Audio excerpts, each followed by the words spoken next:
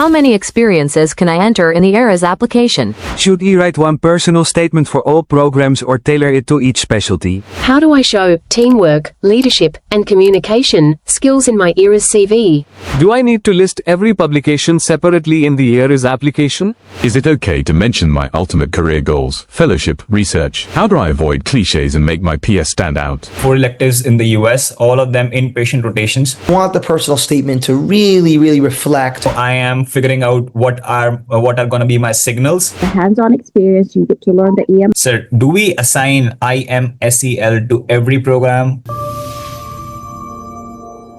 This is a webinar from USMLE Sarthi, and as we are about 15 days or less from the math season, we wanted to talk about and give you guidance on the upcoming math season, the mistakes to avoid, what program directors look for, importance of research even at this last minute. So we have a host of speakers. So you can see on your screen Dr. Simca Weissman, who's the Director of Clinical Research at Hackensack Palisades, and he helps our students both in research and rotations.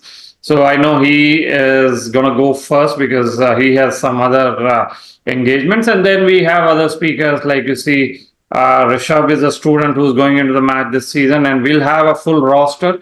But without further ado, let me give it to Dr. Weissman. So Dr. Weissman, welcome, and your tips on how students should do their ERAS CV, personal statement, and just mistakes to avoid this last 15 days. Yeah. So first of all, thanks for the introduction. A pleasure to be here. I dedicate enormous amount of time and energy to working with medical students internationally, nationally. It's one of my passions. I'm very pleased with how successful our students have been over the last 3, 4, 5 years when I've been working with the team. Probably closer to 5 years at this point.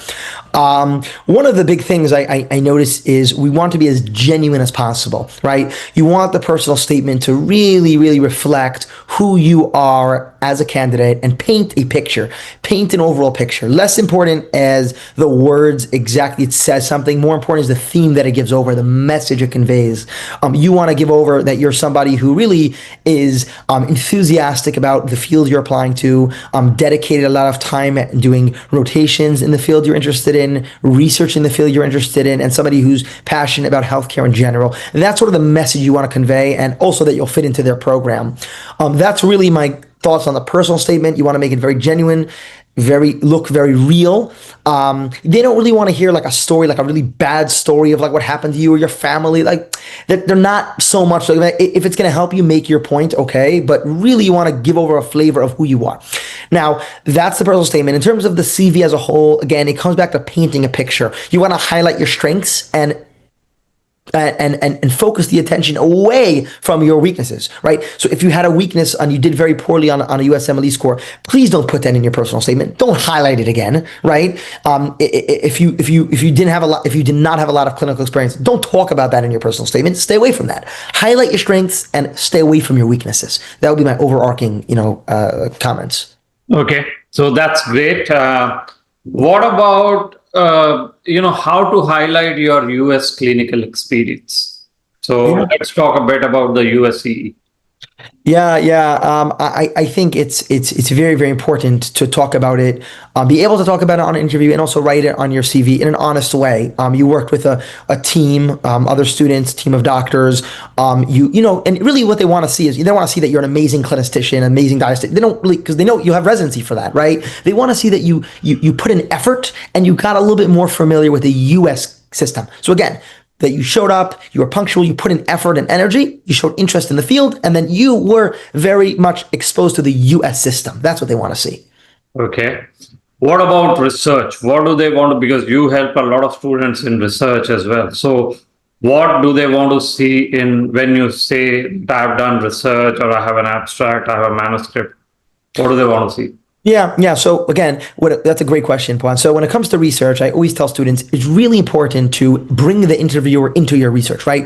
Don't like they're always going to bring it up. Oh, I see on your CV you did wonderful paper. So don't go on a rant. Don't talk about the results and everything. And again, also don't say, oh, I don't remember, it was a long time ago. Be very familiar with your research, but really talk about it in an enthusiastic way. I was very excited to work on this project. And then in your program, I'm going to continue my efforts on research. They want to see that you're somebody who's dedicated to scholarly academic activity now and in your program. So you want to sort of highlight that. It's a great tool. Research is a great tool to use it as your strength. Look what I did, and therefore it displays my interest in clinical research, and I'm going to carry that through in your program.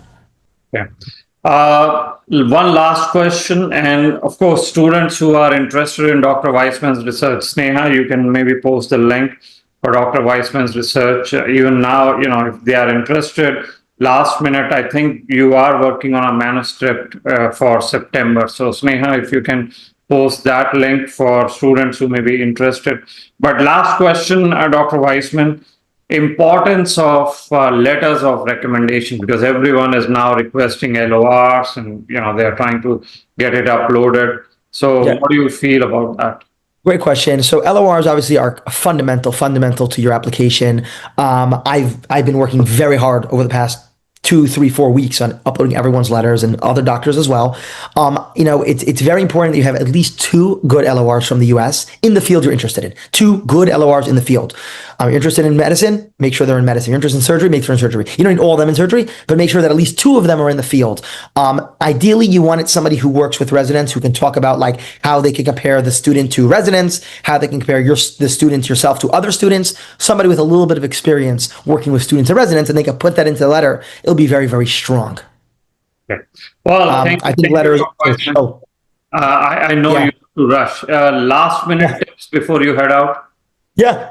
Last minute tips. I would encourage anyone. I think because step 1 has been pass fail. That's sort of the trend now that the shift has gone on to research.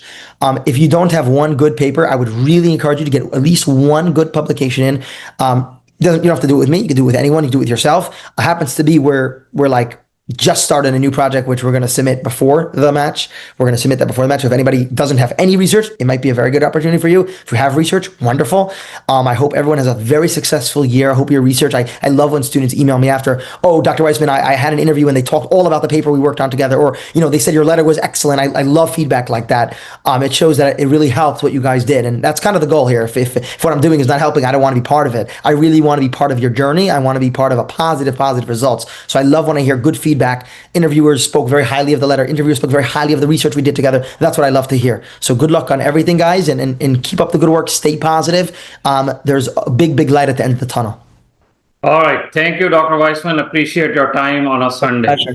Thanks, Rishabh, for joining, and great to see a lot of the students here. Out of the 137, I recognize like 40 of them, or at least 30 of them. So great to see everybody here. Okay. Thank you. Thank you. All right, let's move on. So, as Dr. Weissman was saying, this is a very, very critical time with about 15 days to go or less. One question I do want to answer up front is programs will only see your application on September 24th at 9 a.m. Eastern. So whether you submit your application today or on 23rd or 24th, it does not matter. It will not give you an edge. Take this time to gather your letters of recommendation, finish your projects or whatever you are doing. And I obviously don't recommend pushing that button on September 24th. Maybe on 23rd or 22nd, you can submit it, right? So I will go over some of the top mistakes that we have seen students make in their ERAS CV, in their personal statement. And today I'll also answer questions that you may have. We'll also be joined by Dr. Arua Altarifi shortly, in about 20 minutes maybe.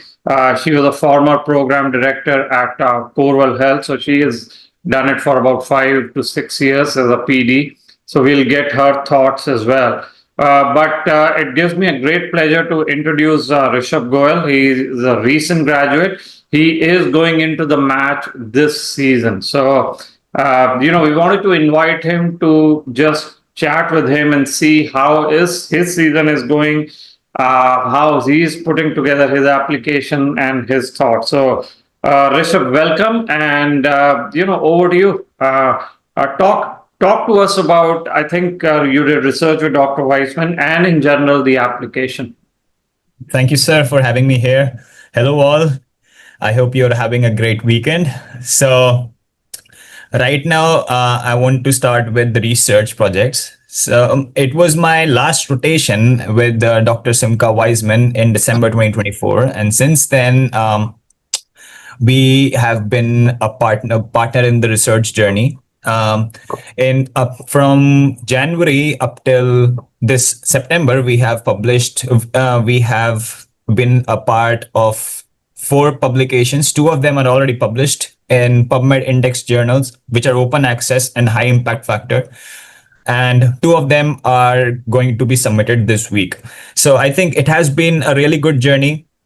The way Dr. Wiseman and his team teaches us is through our inputs get reviewed each and every week.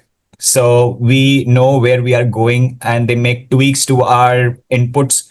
For example, if we are writing the introduction section for a paper, Dr. Simka prompts us to all of the participants to write the introduction section, and then he tweaks and modifies to come up with a new robust introduction section for us. And this goes on for each and every part of the manuscript.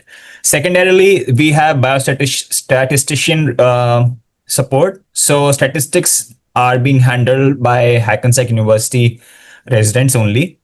So it becomes a tiny bit easy to get the results right. And it also ensures that we are going in the right direction and putting in the right amount of effort and time into the research paper.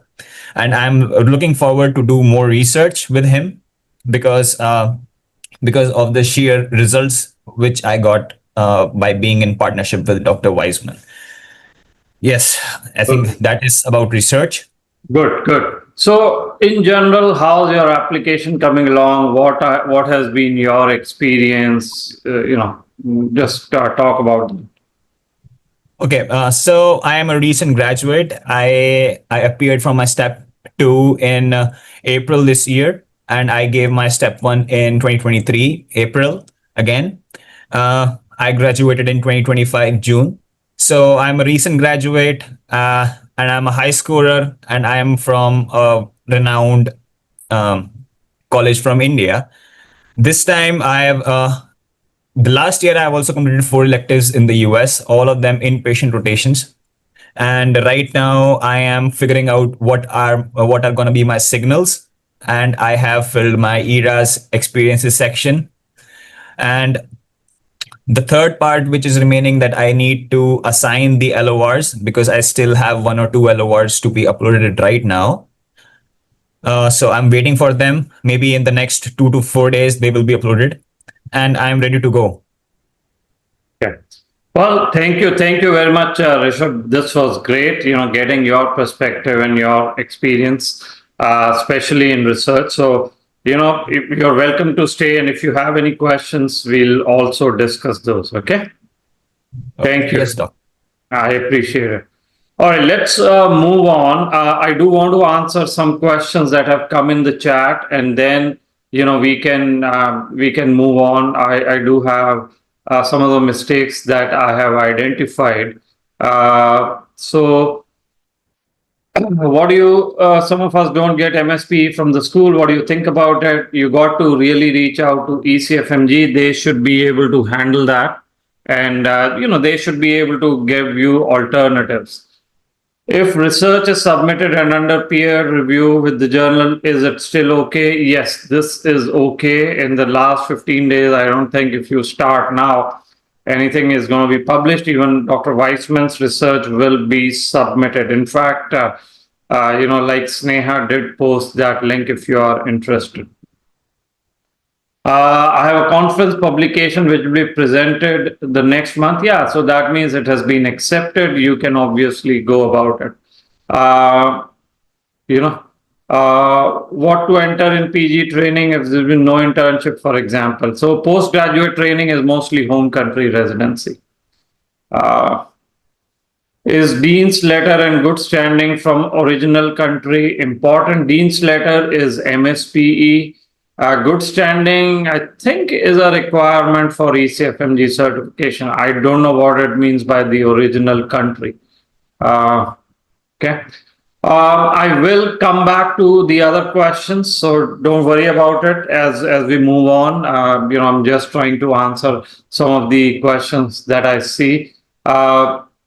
And we will talk about signal and other things, geographic preferences. So before we do that, if you go to our website, a lot of you have been asking about our plans and how we can help at this time. So let me just quickly share my screen and show you. So if you go to this page, residency match on all the plans, platinum, gold, bronze, turbo, CV plus, there is a discount, last minute discount. So we have, like I said, 15 days or so to left. So for example, in each of these plans, you do get a one-on-one with a physician to review your CV with PS, and you get a journalist review of your documents.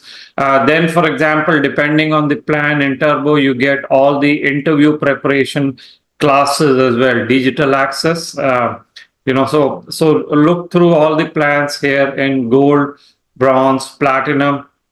Depending on the plan, of course, the fee varies. Turbo is very cost effective. Then for those of you interested in interview preparation, we have started it. We will be doing interview preparation. You have two options: the interactive, which is live, about 35 plus hours of practice with us, 80 questions. And then there is on demand, which is not interactive. And, you can watch these videos as your time permits. There is an offer on the interactive plan, which is, a mock with me at this point, and I review your ERAS CV and PS. So basically, this is because we are kickstarting this. You can take it at any time. The other thing, and Sneha can post these links as well. So I also wanted to just go over some of the mistakes now. So let me go over some mistakes that we have seen a lot of students make. And Sneha from my team, she discussed and she gathered all your questions from Instagram, and then we did it. So obviously, ERAS application, as you know, allows you only 10 experiences. Now, the challenge here is being too vague or generic. This is the first thing. And we do tell you classes how to use action verbs. A lot of you, if you use AI, it'll be the same text that I do versus you do versus person X does. So these generic and vague statements or vague experiences really don't differentiate you, right? Then is overstating this experience. Now, this is both ways, right? A lot of IMGs undersell their home country experience, but a lot of you may have a tendency to overstate experience, right? So program directors have been doing this for so many years, they can catch the overselling. I mean, this is my biggest peeve, is not actually overselling, because it is the underselling of your experience is also a big mistake. You guys have done great work, all of you, I think, in your home country experiences. It's just that you do not bring it out, how you worked in a resource constraint environment, and you saw maybe 60 to 70 patients a day, maybe sometimes 80 plus. So all those things, right? Now, the other thing is ERAS CV does allow you 10 experiences, which has its advantages, but long gaps, if you cannot fill in the ERAS CV, that becomes a very jarring thing. Programs will catch it. Probably you need to figure out how to do it. Part of it could be in personal statement. So that all those things we can, discuss. Of course, as you are applying, be very, very clear on program requirements, right? So whether it's the cutoff, visa requirements, there's no point in applying randomly to 600 IM programs if you need visa, right? Personal statement also a lot of mistakes, right? So again, generic content, something that we've been seeing in the last 2 seasons because of the rise of AI is absolutely generic statements. Your experiences are missing, your passion, your real story, as Dr. Weissman said, that is missing, right? Then a lot of people will, what they will do is they will use the same language and the same text in ERAS CV and personal statement. Again, big issue. All right. Observerships, this is the point number 3. If you are just an observer, hardly matters. So you really should be having some US clinical experience, or at least in your home country, you should have done something. The other thing which we have seen is hobbies. Now, hobbies is a different section in ERAS, but a lot of times it is irrelevant. I love cooking, I play cricket, and I watch YouTube and things like that. These things are not called hobbies. Hobbies are something you've been doing for the past 5-6 years. It has to be active engagement and it has to show your passion, right? Again, a lot of people, and Dr. Weissman, also referred to it, is when you undermine yourself in your personal statement. So you talk about a lot of negativity, red flag. That personal statement is not the place for that, right? Irrelevant. I won't say irrelevant, but the point is almost every year, a lot of students are going to talk about the struggles of my family, how I come from a small village, how I'm the first physician in the family, or how I was a great student in grade 12th. These kind of things don't really cut it now. Okay. Too much credit. Yes. Personal statement is your statement. Yes. Others have enabled you to do what you have, but in the end, it is your journey and it is not your father or mother who pushed you into medicine and you are fulfilling their dreams. It is your dream, right? Mentors and parents have their importance, but you cannot have a personal statement about how great your parents and how great your mentors were, right? So there is a balance that needs to be made. Now, some of the other mistakes, why would you have numbers in the personal statement, 1, 2, 3, or things like that?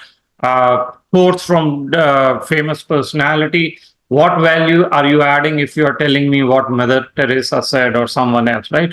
We all know this. So don't waste your word limit and the character limit in quoting famous people. Obviously, going too long, 600 to 800 is ideal. 1500, no one reads it, right? So excessive use of statements, any kind of style which is excessive becomes boring, right? So keep it simple. You are not Shakespeare. Don't try to become one. Everyone has access to AI. Remember that AI has leveled the playing field. It is not whether you use a chat GPT or Meta or Anthropic or Perplexity. 4 people using AI more or less reach the same personal statement, right? So put your passion and commitment, put your words in, use it to maybe correct the grammar, okay? Then are the mistakes in the LOR, right? Generic LOR, right? Obviously, it cannot be generic. The more personalized, the better it is. Even Dr. Weissman said, I would say you need 3 US LORs. He said 2. I think home country LORs may have been great, but they don't really help, unfortunately. Only used waived LORs. Unwaived LORs have no meaning, and you are going to get absolute zero value is added by an unwaived LOR. Okay. If you are a repeat applicant, don't use last year's statement. Things change, and your experiences have changed. Don't use last year's. In the rush, a lot of people use last year's statement. Don't do that. Again, you must have added value, right? You must have done something in the last year. So being too generic, not telling the programs what you have done, is obviously not a great idea, right? Wrong focus, very, very important. They are looking for what you've done recently, clinical experiences, research, not 4 5 year old things. Okay. Other mistakes, starting late. Don't start the last week. Don't start on the 17th of September. These things take time. Photos, sometimes, yes, get a professional headshot. I think that's always a good idea, right?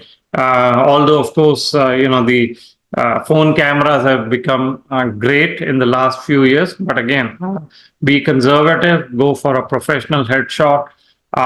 Proofread. Minor mistakes can become very, very irritating when program directors see this. US clinical experience is important, so use that as you have. Okay. So again, we help with all of that. If you're interested, Sneha will get you the experiences and the links for both all the plans.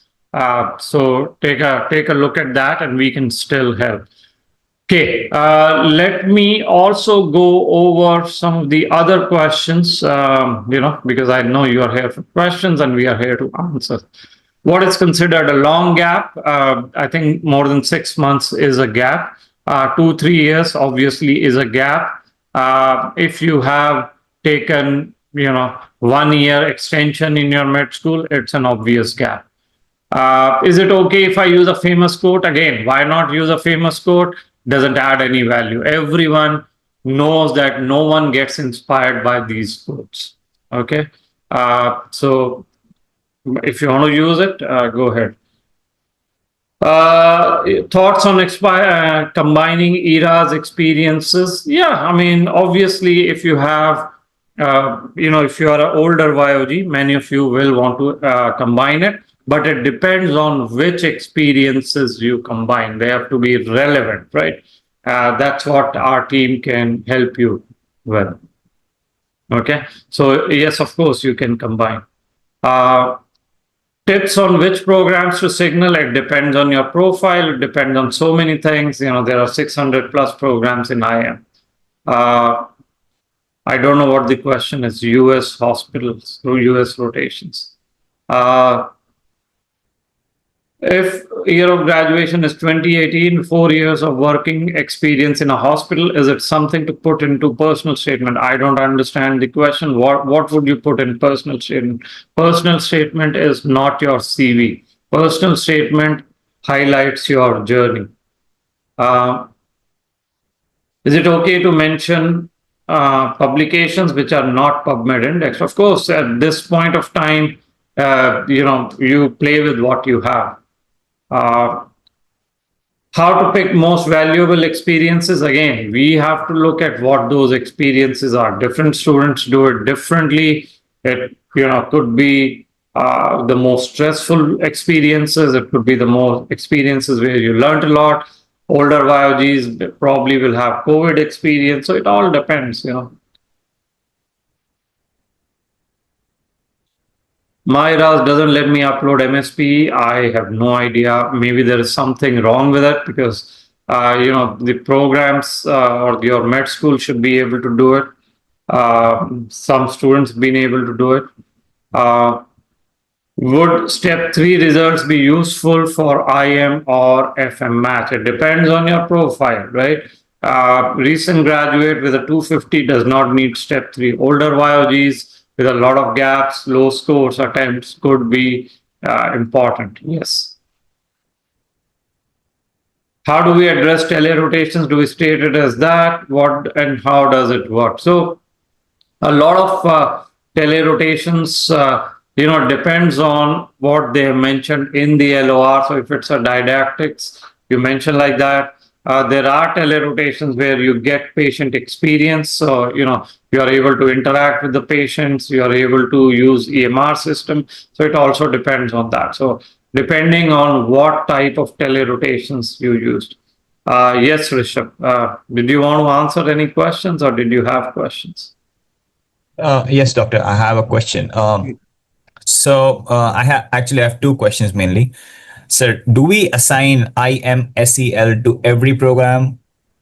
Yeah, so this IMSEL, frankly, is mostly for American graduates, right? Not for IMGs. It has come up in the last 2, 3 years, and a lot of our successful students don't even have IMSEL. But to answer your question, if you have IMSEL, only assign it to the programs you ask it. I would say use as many US LORs. So, for example, use 3 US LORs and probably use the IMSEL. Don't assign it to every program. Okay. And sir, secondarily, which program? Sorry. What is the last date for step 3 which we can give so that we can get the H1B approved? Okay, so step 3, and Dr. Rua is here. So, step 3 has 3 uses. All of you who probably don't know. One is, as Rishabh said, getting your visa. So as long as you can get, step 3 done in December or January, I think you will have enough time to do the visa processing after match. Then the other couple of uses are if you have low scores or attempts or things like that, very old YOG, probably step 3 can help you improve your chances of interviews. So you probably, can get more interviews. So for that, step 3 should be done now. I mean, you should have your results in hand. So those are some of the uses. But for visa, I think December is okay. Okay. Yeah. All right. Sorry. Thank you, sir. Any other question? No, I was just thanking you. Okay. Well, everyone, so now we have Dr. Rua Al-Tarifi, who's been helping our students for the past few years and former program director, and even now is clinically very active and has been helping students in a lot of rotations and guiding them and doing a lot of mock interviews. So welcome, Dr. Al-Tarifi. How are you? Thank you very much. I am very well. How are you? Good. So if you can introduce yourself a bit, because I will always butcher it. So if you can do that, and then we'll get into the questions that we are getting from the students. Of course. So I'm Dr. Ruel Tarifi. You didn't butcher it, we practice over the years. So I am a former program director. So I was a program director for over 8 years before, but been in medical education for over 15 years. So I walked the ladder of faculty, associate program director, and avid advocate for IMGs. And I'm an IMG myself. So I understand the walk that you have to walk. Okay, so with about 2 weeks to go and a lot of students putting together their application, personal statement, gathering their letters and all, we wanted to talk about the major kind of mistakes you have seen over the years. Let's start with the personal statement. What mistakes have you seen? What should they avoid? Yes. So I always say a personal statement should never be a rehearsal of your CV. That's a big mistake we see all the time. Of course, grammar, spelling mistakes are non-forgivable because we look at them as you had all the time to prepare for this. And if something as this high stakes, you make a mistake in grammar that, any app can check for you and you submitted it, that tells us laziness. So grammar, spelling mistakes, non-forgivable. It's not a rehearsal of your CV. You want to use it to tell us who you are. And I tell them it's a tool that you need to use, that you want the reader to say, I want to meet this person. So I want to know who you are, what are your strengths, what are not. I went from here, came to the US, did this rotation. That's a big mistake. So I say use it as a tool to sell yourself that I want to meet you. Other question that we are seeing, should I mention my attempts, other red flags, etc. in the PS? My personal opinion is no. Why? Because how you sound on text and writing is not how you sound on an interview. And I'm not saying hide it. They have it. They have it. It's there. They have your score. It's not hidden. But when you're putting it in text and you're trying to justify it, you sound defensive. And then it kind of might turn against you. I will say leave it for the interview where you're honest and open about it and you're prepared to answer it in a very good way, to not in a defensive way, but on the interview day, you are the one who's bringing it up as a strength that you overcome. Yeah. Let's move on to letters, right? Letters of recommendations. I mean, you've been a program director, you've read maybe thousands of these, and you also help our students in rotations. So, what do program directors want to find out from these letters? Yeah, so in a letter, there are some main things that are important. So copy paste letters are a big no-no. Over the years, they've become very well-known names that do that. So program directors all over know that this person's letter is useless because then it just is the copy-paste of the same other person. We put 10 letters next to each other and they're copy-paste. The importance of a strong letter is it's personalized. And I like to put stories of personal, like, okay, this student, when they worked with me, I remember when they came and they presented a case of diabetes to me and they found this. This is a personal story that is very personalized, that it can be similar to a different student. So, and then of course, how much levels of advocation this writer is putting in for that student. So, of course, you don't know as a student because a stronger letter will be waived. So you don't know, you don't see your letter. So, but you can ask these in detail from your writer and say, hey, can you make sure that my letter is going to be a strong letter, that you're going to make it personalized to this presentation that I presented and you told me that you liked it and I did well on it and so on. So don't be shy of asking your writer of what they're going to be writing. Yes, you waived your right, but advocate for yourself. Okay. Sorry, one last point in the letters of recommendation. So there's a big, hospital letter, clinic letterhead, and so on. To my opinion, these things of who's writing the letter and the personalization, and it's not a copy paste, in my opinion, take a priority over a hospital letter, meaning if the writer is somebody who's in medical education, program directors believe medical educators have a good eye for evaluations and ethics to write a letter that's not copy-paste letter, regardless if it's a clinic letterhead or if it's a hospital letterhead. Yeah. One very common question.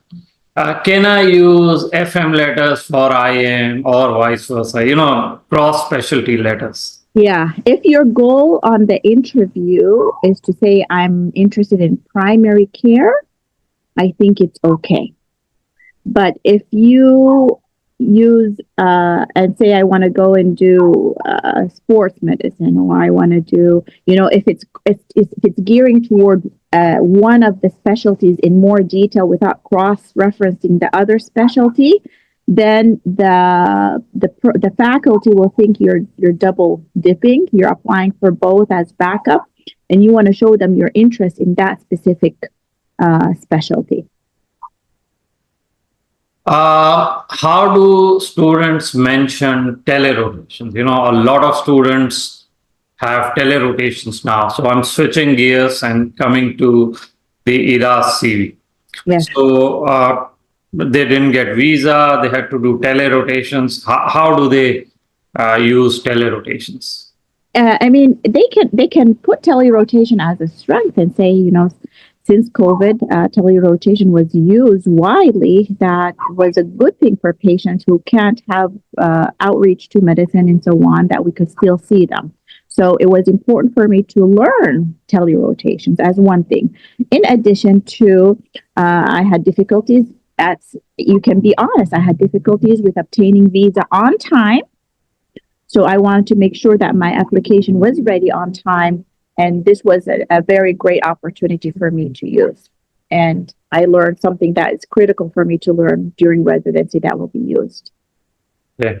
And when it comes to the overall experiences, the description of these experiences, what are you looking for when you're looking for, say, impactful experience or meaningful experience? What are these?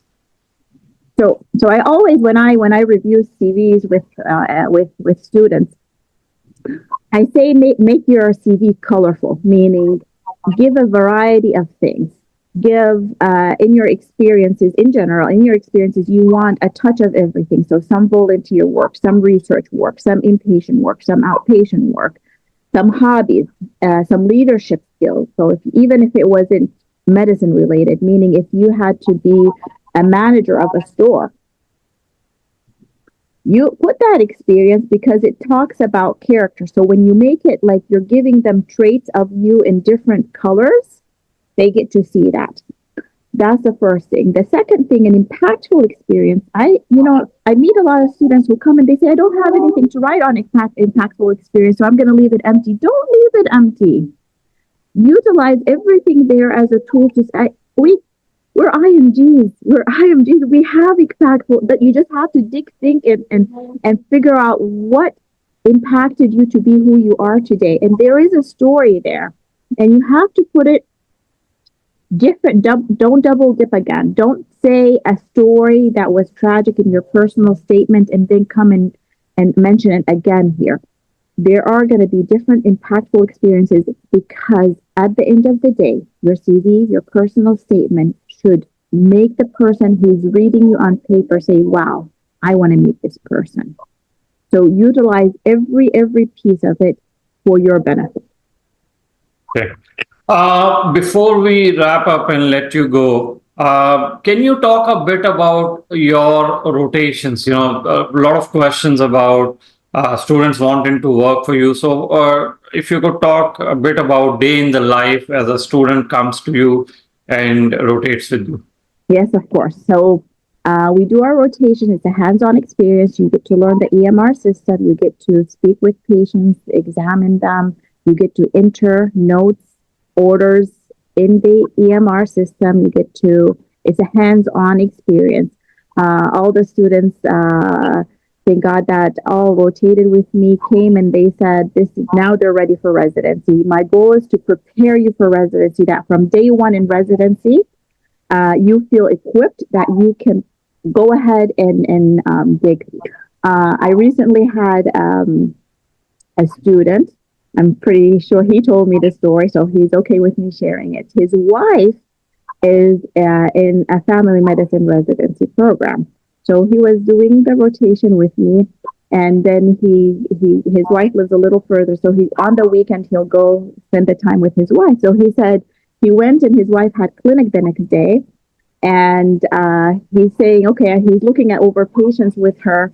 And he was like, oh, this patient you need to do 1, 2, 3. She's in her first year. And this patient, she's going to be a Medicare wellness. You need to do 1, 2, 3. She's like, oh, they didn't teach us that yet. He goes, I already learned it just 2 weeks in with Dr. Al-Tarifi, and I'm ready. So that was a strong advocation that it's a one-on-one experience. You get to learn, patients get to know you. They miss their students. They're very, very open and welcome to students. They ask them, where did you study? When are you going back to India? And so on. So it's a great experience. I mean, of course, I'm biased, but Yeah, no, actually, yes, a lot of questions about your experiences. So if you are interested, let us know, and Sneha or someone from our team will send you the link to get that experience with Dr. Al-Tarifi. So thank you, ma'am. Much appreciate. I think, Rishabh, you had a question?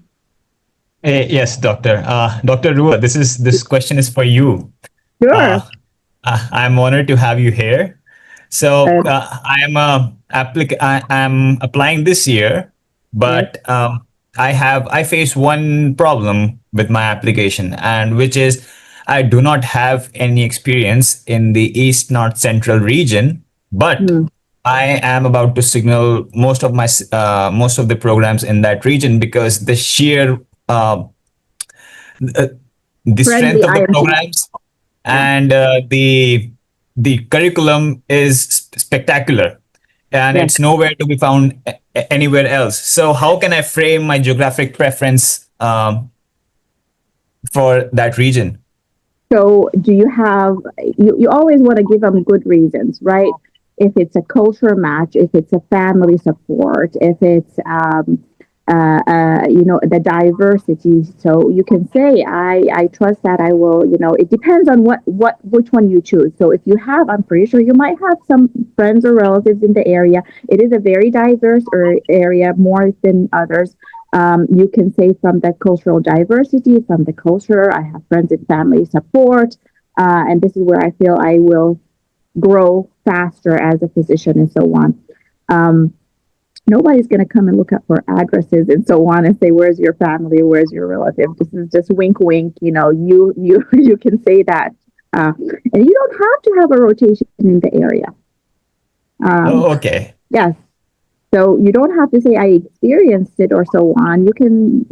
There's many reasons to be in this area. It is our culture and our diversity in this area. I will tell you that. That's very much comforting for me, ma'am. Thank you so much. You are welcome. Thank you, Dr. Al-Tarifi. I appreciate your time, and know it's a Sunday, so we'll let you go. But thank you for meeting with us today. Thank you, Mr. Pawan. Nice to meet you all. Good luck. You. Bye. Bye.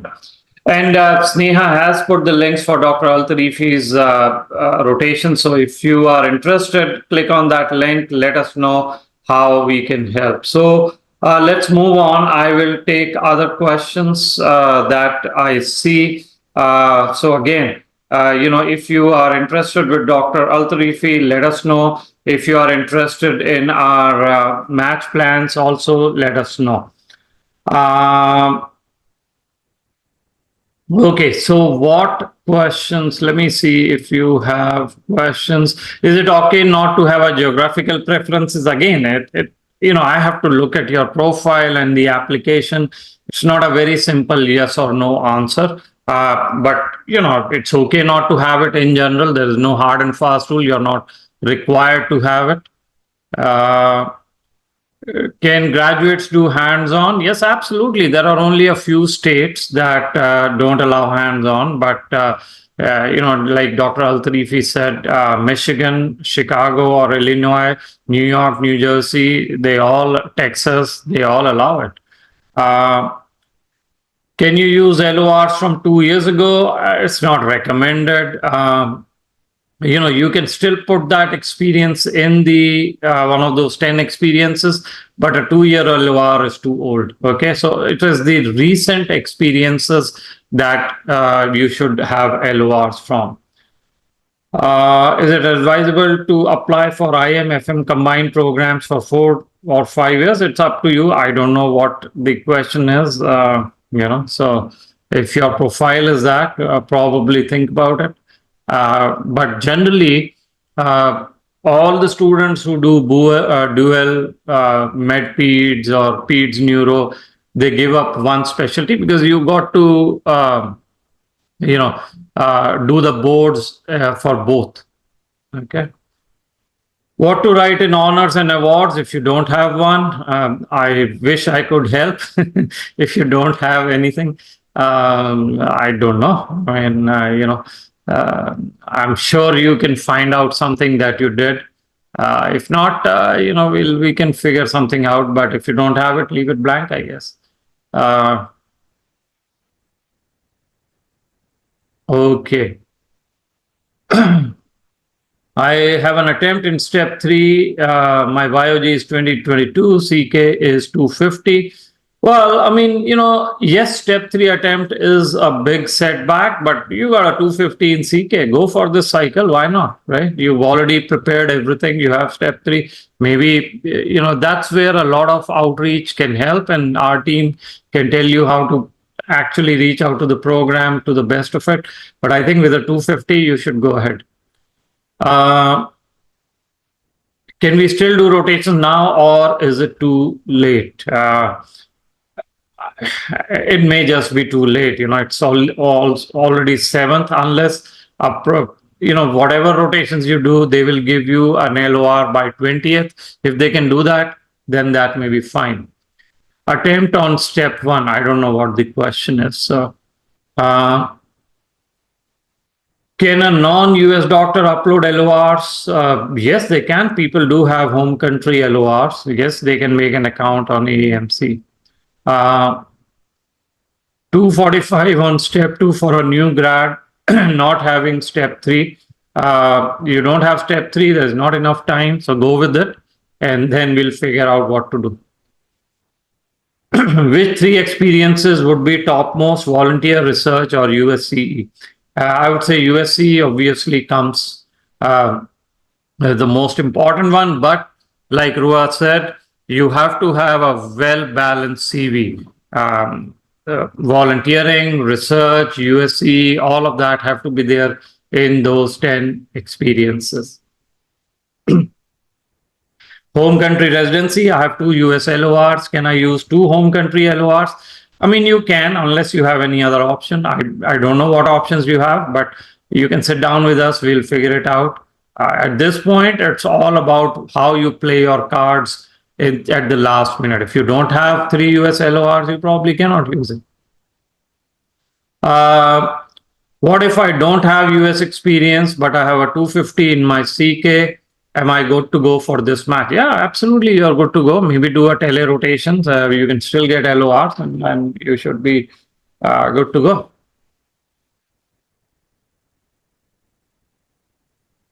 Is a remote medical type position a strong experience? It's a reasonable experience. Obviously, it is remote. It has nothing to do with USCE, but why not put it? I'm assuming you have everything else there.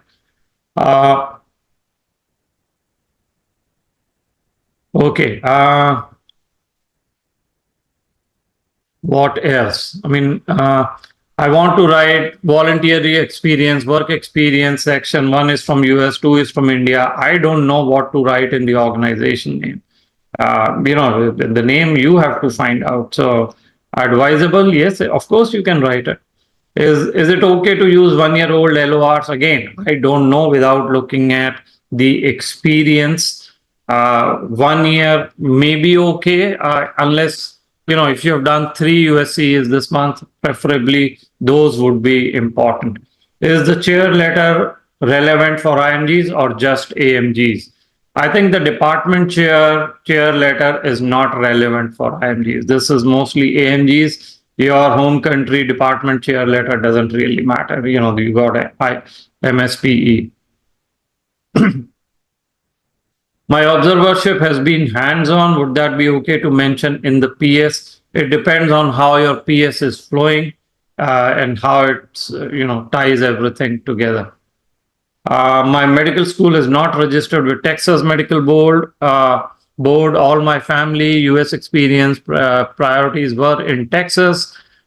I don't know what to tell you.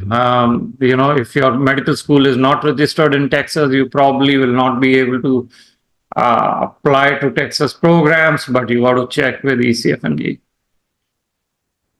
What if CK is given later on in October, November? Does it impact the application? Yes, of course, it does impact the application. The number of interviews you will receive could be lower. So yes, it will impact. That's why we recommend you apply on time. But if you have no other option, you are giving CK late, you have to deal with it. And I mean, I think there is no option. If you get a good high score, you can apply late. Probably you will get some interviews. There is also SOAP. So, at this point, don't rush to take CK. Take your time. Bullet points in CV while explaining experiences. Is this okay? Yes, absolutely okay. If I don't match it this year, does it put you as a disadvantage? No. Not matching is not a stigma, so don't worry about it. All right. What score is considered low or high? I would guide you to the NRMP reports, but just in case you're not aware, the CK score for a visa seeking applicant around 245 is an average in IM and in Europe. Okay. Should I apply for this cycle with late SEP CK scores? Yes, you should. If you've done everything else, your interview count may be lower, but doesn't hurt, and it helps you prepare for SOAP. Does it make a difference that someone gives step 3 after ERAS submission? It depends on your profile. Can I mention future experience in ERAS CV? No. You may be doing some rotation somewhere, but unfortunately in ERAS you cannot, and it's a waste of your 10 experiences. Maybe you can mention it in your personal statement. Okay. If USC is not available, how home country LORs can help? Well, I mean, if USC is not available, you have to use home country LORs. Use it. I would still encourage you to get a tele-rotation this season in the last 10 days. And if you need help, Sneha can put the link for our rotations. But if you don't have anything, use home country LORs. They are not advisable. Can I mention step 3 is planned in October on the CV? You cannot mention it on the CV, probably in the personal statement. Again, we are coming to an end, but hopefully you got a lot of questions answered. If you still are looking for help with your ERAS CV and PS and interview prep, take a look at our plans. Sneha is going to post those links. We still have time, 15 days. We give you a detailed classes on ERAS, CV, PS, all these questions that you're asking. You get a detailed discussion with a panelist from our team, step by step. Everything in your PS and CV is answered. A journalist will also review it, and we can still get it done by 24. So our goal is to wrap all applications by 22nd, even if you join us today. Is there a way to enroll for Sarthi sooner? Depends on which season you are applying to, but yes, you can enroll with us even if you are applying for next season. If you are applying for this season, I would encourage you to do it today or tomorrow. Time is running out. Okay. Impactful experiences have to be from those 10 ideally. And for those of you who are starting to look for interview preparation, we do have, like Sneha mentioned, attractive discounts if you join our interview preparation plan. I do a lot of classes, about 80 questions we go through. There are others on our panel who do a lot of classes, behavioral questions, medical questions, all kinds of questions, specialty specific, mock interviews with any kind of panelist attending, fellows. Dr. Rual Tarifi does it, Dr. Weissman does it. So we have a lot of panelists for mock interviews also, if you are interested. So take a look at what Sneha is posting, and then go from there. If you are interested in our plans, you can, today is Sunday, but if you text me, I'm putting my number here directly. I'm happy to answer questions. So I'm going to put my phone number. So this is my number. Hang on. I'm going to put it to everyone, and then we can, if you have some last minute questions, I can probably answer by WhatsApp. Okay. And of course, the team will be available tomorrow. With that, hopefully. Thank you so much for watching. We hope that video provided valuable insights for your journey. Don't forget to subscribe to our YouTube channel and follow us on Instagram and Twitter. And check out our website for details on how we can guide you to a successful match.